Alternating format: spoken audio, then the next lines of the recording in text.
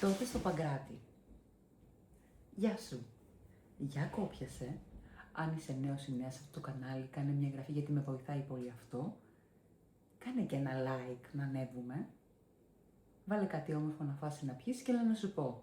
Είμαι η Μέη, μητέρα ενός μωρού 14 μηνών και ιδιοκτήτρια 3 σκύλων και στο συγκεκριμένο βίντεο μοιράζομαι μαζί σου την πρώτη μου επαγγελματική εμπειρία.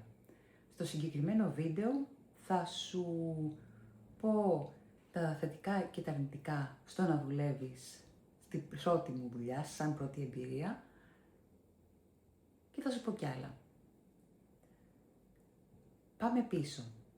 Πάμε πίσω στο 2003, όταν δηλαδή τελείωσα το Λύκειο, δεν είχα καταφέρει να κάνω κάτι αναφορικά με τις Πανελλήνιες, δεν δώσα καν μηχανογραφικό, να σου πω την αλήθεια, κάτι το οποίο δεν το έχω πει, δεν το έχω μοιραστεί και στους πιο οικείους μου ανθρώπους, καθώς τρεπόμουν. Ναι, έχασα τις προθεσμίες. Και έτσι δεν συμπλήρωσα μηχανογραφικό. Μάλιστα την επόμενη χρονιά αλλάξαν και τα δεδομένα αναφορικά με την εισαγωγή στα ΑΕΗ και υπήρξε η βάση του 10. Ναι, δεν τα πήγα καλά αναφορικά με αυτό το κομμάτι. Παρένθεση. Συνεχίζω. Λοιπόν, το 2003, μια φίλη η οποία ήταν μεγαλύτερη μου, κάποια χρόνια, ξεκίνησε να δουλεύω, ήθελα να δουλέψω. Τον Σεπτέμβριο δηλαδή του 2003 που είχα αποφοιτήσει, ήμουνα δηλαδή 18 χρονών κλεισμένα, θέλησε να δουλέψω.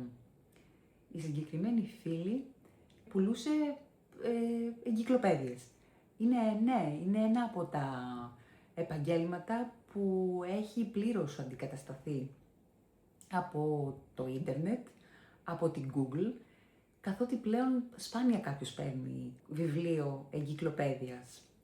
Ξεκινάω λοιπόν μαζί της στο όμορφο Παγκράτη την πώληση εγκυκλοπαιδιών. Ήταν η δεύτερη μέρα, αν δεν κάνω λάθος, και είχα ξεκινήσει να το κάνω μόνη μου. Περνώντας λοιπόν από το κατάστημα ρούχων που δούλεψα, δούλεψα σε κατάστημα ρούχων και ήμουν πωλήτρια. Είδα έξω από το κατάστημα να ζητούνε πωλήτρια.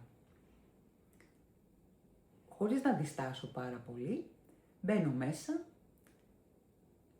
ρωτάω για την αγγελία και μου λένε να περάσω λίγο αργότερα, καθότι θα ήταν μέσα ο ιδιοκτήτης του καταστήματος. Συνεχίζω λοιπόν την δουλειά που ήμουνα. Μάλιστα το επόμενο κατάστημα, το θυμάμαι σαν και τώρα, έκανα και την πρώτη μου πώληση. Πούλησα λοιπόν μια συλλογή από εγκυκλοπαίδειες. Περνάνε οι ώρες, επιστρέφω την ώρα που μου είχαν πει πάνω κάτω προς το απογευματάκι και μιλάω με τον ιδιοκτήτη και με προσλάβανε. Έτσι ξεκινάει ένα ταξίδι το οποίο διήρκησε συνολικά 1,5 χρόνο. Ήμουν στο κομμάτι της πώλησης, το μαγαζί που δούλευα είχε ρούχα streetwear, ωστόσο ήμουνα λίγο εγώ στο πιο fashion ρούχο. Δηλαδή φορούσα μάρκες τύπου Miss 60, Diesel. Το κατάστημα το οποίο ήμουνα, που δουλεύαμε με Carhartt, Volcom, Quicksilver, δηλαδή τα ρούχα αυτά δεν τα φορούσα στην καθημερινή μου ζωή. Ωστόσο οι ιδιοκτήτες, γιατί είχαν 2 καταστήματα, με κατατάξαν όχι στο κατάστημα με τα fashion ρούχα, Nolita, Miss 60, ναι, αυτές είναι οι εταιρείες, οι πιο fashion, με πιο fashion ρούχο ντυνόμουν, καθώς επίσης έπαιρνα όχι μόνο μάρκες, όχι, έπαιρνα πιο πολύ μετά από τις εταιρείες Zara τότε που είχαν κάποιες αντιγραφές αυτών των ρούχων. Μπήκα λοιπόν στο κομμάτι του streetwear. Τι να πω, ήταν 1,5 χρόνος, όπου το Παγκράτη του 2003 με 2004, τότε ήταν μάλιστα και οι Ολυμπιακοί Αγώνες, ήταν σημείο αναφοράς για την Αθήνα. Παρασκευή, Σάββατο, Κυριακή ο κόσμος έβγαινε ανελιπώς, επομένως ερχόταν κάθε Παρασκευή, Σάββατο και ψώνιζε. Από το συγκεκριμένο κατάστημα περνούσαν καλλιτεχνικός κόσμος, ηθοποιοί, ζωγράφοι, γλύπτες, δηλαδή ήρθα σε επαφή με τέτοιους ανθρώπους. Αυτό ήταν δηλαδή το πελατολόγιο και αυτή ήταν η συγκυρία των πραγμάτων, ότι υπήρχε δυνατότητα οικονομική να μπορεί κάποιος να ψωνίζει και μία φορά την εβδομάδα τότε, να πάρει κάτι για να βγει το βράδυ, να κάνει την εμφάνισή του. Και τώρα αναφορικά με το περιβάλλον που ήμουν εκεί, τα παιδιά, οι τότε συνάδελφοί μου, γίναμε μία ομάδα, με βάλανε στην ομάδα τους, ήμουν ένα πολύ χρήσιμο μέλος της ομάδας τους και τα κατάφερνα πάρα πολύ καλά. Γενικά το περιβάλλον ήταν φανταστικό. Υπήρχαν και τα δύσκολα και κακώς κείμενα του να δουλεύει σε μαγαζί με ρούχα, καθότι πρέπει να κάνεις κάποια πράγματα όταν ξεκινάει το κατάστημα. Είναι κάποιες περίοδοι οι οποίες έχουν ιδιαίτερη πίεση, όπως αυτή που το πρόγραμμα είναι συνεχές ωράριο. Αλλά αυτά ήταν τα πρακτικά κομμάτια που συμβαίνουν σε όλους τους πολιτές και τα οποία ήταν κάτι το οποίο το δεχόσουνα και το έκανες. Άλλο ένα κομμάτι το οποίο με δυσκόλεψε τότε ήταν γιατί ήταν ο λόγος ότι έμενα στην Καλιθέα και δούλευα στο Παγκράτη. Το ωράριο που δουλεύαμε τότε ήταν σπαστό, οπότε ένα μεσημέρι ολόκληρο δεν προλάβαινα να πάω σπίτι να πάω να φάω.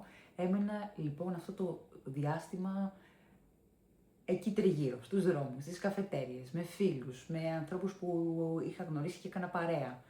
Ναι, ήταν μια αντικειμενική δυσκολία που αντιμετώπισα. Δεν μπορώ να θυμηθώ μετά από τόσα χρόνια, μετά από 23 χρόνια κάτι αρνητικό αναφορικά με το κατάστημα με τα ρούχα. Είναι μια δουλειά, ναι, που θα την ξανά έκανα, αλλά όπως σου είπα θα προτιμούσα να είμαι βάρδιες. Να ξέρω ότι θα είμαι απόγευμα, να ξέρω ότι θα είμαι πρωί. Το σπαστό ωράριο είναι δύσκολο. Αν δούλευα δηλαδή ξανά στο κομμάτι των ρούχων, της ένδυσης, θα ήθελα να δουλέψω με βάρδιες αν γίνεται, να υπάρχει αυτή η δυνατότητα ή να είναι κάπου κοντά στο σπίτι. Επομένως τη δουλειά αυτή, ναι, θα την ξανά έκανα. Προσπαθώ να θυμηθώ κάτι αρνητικό. Τίποτα. Κάποιες περιόδους υπήρχε πάρα πολύ πίεση, υπήρχε πίεση πολύ στις αρχές των εκπτώσεων, υπήρχε μεγάλη πίεση στο συνεχές ωράριο τα Χριστούγεννα και το Πάσχα. Αυτά του τότε, του 2003-2004 και μετά λίγο το 2006 που επέστρεψα πάλι στο ίδιο κατάστημα. Ναι, υπήρχαν και κάποια άλλα πράγματα αναφορικά με τον ανταγωνισμό που είχαμε μέσα στο κατάστημα. Πηγαίνεις για δουλειά, σε κάθε δουλειά, δεν πας να περάσεις το χρόνο σου ευχάριστα. Υπήρχε ένας μικρός ανταγωνισμός, όπου αν μιλήσεις και αν το διεκδικήσεις με επιχειρήματα, το δίκιο σου δεν το χάνεις. Και όπως σου είπα, ήμασταν ομάδα. Ο μάνατζέρ μας τότε, ο υπεύθυνός μας, ήταν leader για μένα. Ο καλύτερος leader που πέρασα ποτέ. Ήξερε πότε να μας έχει σε μεγάλη πίεση, να δουλεύουμε όλοι αποδοτικά σε μεγάλη πίεση, ήξερε το διάλειμμά μας ποιο να είναι, μπορούσε και το διαχώριζε και μας ήθελε ομάδα. Να είμαστε μια ενωμένη ομάδα. Προς το συμφέρον βέβαια της πώλησης. Τίποτα, οτιδήποτε παράπονο είχες, πήγαινες, το επικοινωνούσες και λυνότανε. Αυτά ο αγαπημένος Ανδρέας, εκεί που είναι. Και συν της άλλης, έχω φίλους ακόμα και τώρα. Ο αγαπημένος μου Σπύρος και η αγαπημένη μου Εύη. Και η Πόπη, η αδερφή της. Δηλαδή, ήτανε, πώς να σου το πω, ήτανε φιλίες ζωής. Και στο λέω πραγματικά και συγκινούμε. Όχι ότι δεν υπάρχει ανταγωνισμός. Και στο κομμάτι της πώλησης σίγουρα υπάρχει. Αλλά υπήρχε και το κομμάτι της ομάδας. Ήμασταν μια πολύ δεμένη ομάδα και είχαμε το καλύτερο μάνατζερ που θα μπορούσε να συμβεί ποτέ. Που κοιτούσε να σου τονίσει τα θετικά, να μειώσει τα αρνητικά. Αυτό ήταν η εμπειρία μου. Τα μαθήματα λοιπόν που πήρα εγώ από το μαγαζί με τα ρούχα ήταν να μπορώ να εκτιμώ μετά την δουλειά η οποία ήταν 8ωρη, πρωινή και γραφείου. Δούλεψα Μετά θα σου πω, θα σου αναφέρω, δεν θα σου μιλήσω τώρα για το κομμάτι της δουλειάς γραφείου που έχω κάνει, γιατί μετά νομίζω το περισσότερο χρόνο της ζωής μου το έχω περάσει σε γραφείο, δουλειά γραφείου. Αλλά ένας από τους λόγους που δεν παραιτήθηκα σε μια εταιρεία που ήμουνα, που σου έχω μιλήσει ότι υπήρχαν αντικειμενικά δυσκολίες, ήταν γιατί από παιδί δουλεύοντας, γιατί 18 χρονών είσαι παιδί, έμαθα να εκτιμάω το 8ωρο. Και έτσι δεν έφυγα. Αν γίναγα τώρα πίσω το χρόνο, αν ήταν λίγο διαφορετικά τα πράγματα, ίσως να είχα φύγει. Ίσως να είχα φύγει στο εξάμηνο. Αν όχι στο εξάμηνο, να μαζέψω κάποιο χρόνο εμπειρίας και να πάω κάπου αλλού. Θέλησα να είμαι ένα κομμάτι όπου και να πήγα, όπου και να δούλεψα, το οποίο να είναι ο άλλος να μπορεί να βασιστεί πάνω μου. Να μην κοιτάω να παρεπάξω μόνο την εμπειρία και μετά να φύγω να πάω κάπου αλλού. Αυτό. Αν δηλαδή με ρωτάς, δηλαδή, από αυτό που λέω εξαγείται το συμπέρασμα ότι θα εκμεταλλευόμουν περισσότερο πράγματα. Με σεβασμό θα το έκανα, πιστεύω. Αν ήμουν κάποιος άλλος άνθρωπος σε μια παράλληλη ζωή και έκανα κάτι το πήγαινα διαφορετικά, με σεβασμό απλά θα κοιτούσα την επαγγελματική εξέλιξη της ΜΕΙΣ. Όχι να είμαι απλά πιστή και να δέχομαι τα πάντα επειδή εκτιμάω πράγματα. Παρότι 24 χρονών, όταν μπήκα στη μεγάλη επαγγελματική μου εμπειρία, ήξερα και εκτιμούσα ότι είχα το 8ωρο, ότι οι αποδοχές ήταν λίγο καλύτερες από τον βασικό, ότι είχε πέσει συγκυρία το 2010 της κρίσης, όπου υπήρχε σοβαρό θέμα σε όλη την Ελλάδα και θεώρησα πραγματικά τυχερό τον εαυτό μου που βρέθηκα εκεί πέρα, σε αυτήν την εταιρεία. Αυτό θα πω μόνο και θα το κλείσω το θέμα. Αν άλλαζα λοιπόν τα πράγματα και με την εμπειρία που έχω σήμερα, πολύ απλά αυτό θα έκανα. Θα έπαιρνα την εμπειρία, θα διαδικτυωνόμουν στο χώρο και τον κλάδο που δούλευα, υπάρχουν ευκαιρίες στο συγκεκριμένο κλάδο. Αυτό θα έκανα. Δεν ξέρω αν θα ξαναπιστρέψω στον επόμενο. Σου λέω πράγματα, δεν είναι σωστό, γιατί σου λέω πράγματα για την επόμενη δουλειά. Πάντως, το θέμα της πώλησης, όπως σου είπα, θα επέστρεφα, για να κλείσω την παρένθεση. Θα επέστρεφα με την προϋπόθεση τώρα, επειδή είμαι και μητέρα, μανούλα πήγα να πω, να μπορώ να υπάρχει βάρδια και να μην υπάρχει αυτό το σπαστό ή ιδανικά να είναι σε κοντινή απόσταση από το σπίτι μου, από το χώρο κατοικίας μου, για να μπορώ να κάθομαι, ας πούμε, αν είναι σπαστό το ωράριο, τα μεσημέρια. Αυτό ουσιαστικά, αυτό ήταν η εμπειρία μου στο κατάστημα. Είμαι ευγνώμων που το πέρασα αυτό, είμαι ευγνώμων για την εμπειρία που αποκόμισα από εκεί, με έμαθε να εκτιμάω άλλα πράγματα και όσο μεγαλώνεις μαθαίνεις. Καλό είναι να υπάρχουν άνθρωποι που σε καθοδηγούν, η εμπειρία σου ωστόσο σε πηγαίνει εκεί που είσαι τώρα. Αυτή είναι η γνώμη μου και αυτή είναι η άποψή μου.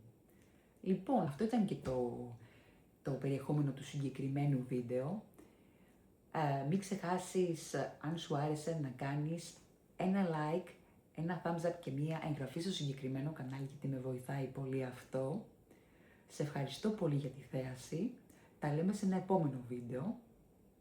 Να είσαι καλά!